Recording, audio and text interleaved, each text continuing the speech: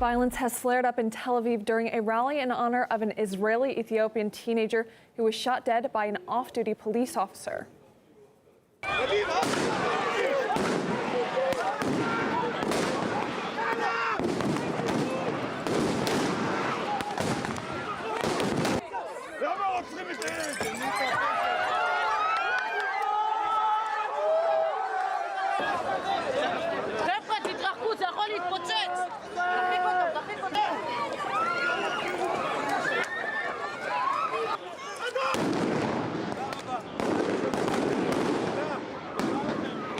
Thousands took to the streets in what appears to have been a spontaneous demonstration.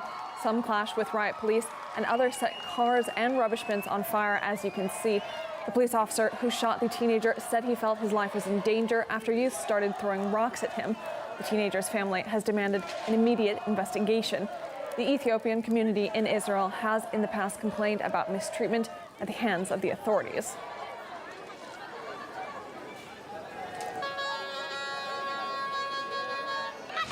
We cross live now to Mickey Rosenfeld, who is the Israel Police National Spokesman to the foreign media. Mickey, if you can hear me, what is the official police position on what happened here? What we know, what happened and what took place at the beginning of the week over the weekend is that there were a number of suspects that were involved in a fight in a local park. A police officer who was in plain clothes, he approached those individuals and requested to see their ID. What happened was the situation developed and they started throwing stones at him. He was hit and struck by stones and he felt that he was in a life-threatening situation. He responded by drawing his weapon, firing to the floor. And what we know is that the bullet struck the floor and then unfortunately struck one of the men, who was taken to hospital in serious condition and then later in the evening passed away. That's what we know about the ongoing investigation. The officer has been removed from duty as of now. Now, reports say that witnesses actually say that the youth posed no threat to the officer. Have statements been taken from witnesses? Yes, of course. Statements have been taken directly from the witnesses, everybody at the scene, as well as CCTV footage from the area. We'd like to emphasize that unfortunately it's a tragic event that took place. Since the burial of the individual that was unfortunately killed, number one, there's an investigation taking place as to what happened. And number two, the Israeli National Police are dealing and focusing with what has developed since the funeral, which has unfortunately been large-scale riots in and around almost all of the major junctions across Israel, from the north to the south, and police units have had to respond to tremendously violent incidents that have included officers that have been injured, more than 111 officers that have been injured, and we've made over 136 arrests in the last 48 hours from violent protesters. Now, how well integrated is Israel's 140,000 strong Ethiopian community?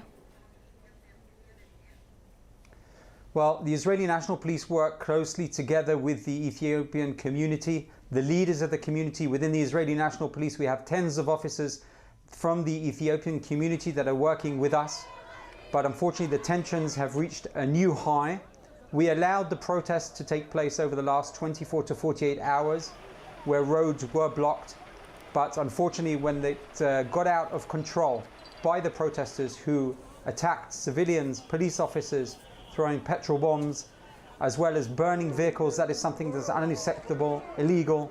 And our units, after yesterday's strategic decision, which was made by the police commissioner, we will respond to any roadblocks or any violence that will take place, including today, where right now as we speak, our extra units are located and mobilized all across the country. What do you make of the fact that the Ethiopian community has complained of mistreatment before? Well, just over 3 years ago, there was a similar incident, and it took months and almost years in order to rebuild the trust and the connection between the Ethiopian community. And this is why, unfortunately, the most recent incident has taken both the Ethiopian community as well as the Israeli police to a level and an area which we didn't want to reach.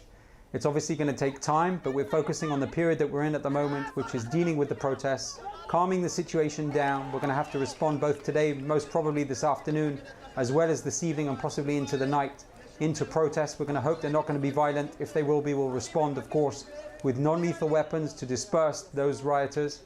and will have to carry out security assessments day by day here in Israel. Mickey Rosenfeld, the Israel Police National Spokesman to the foreign media, thank you for your time and your comments.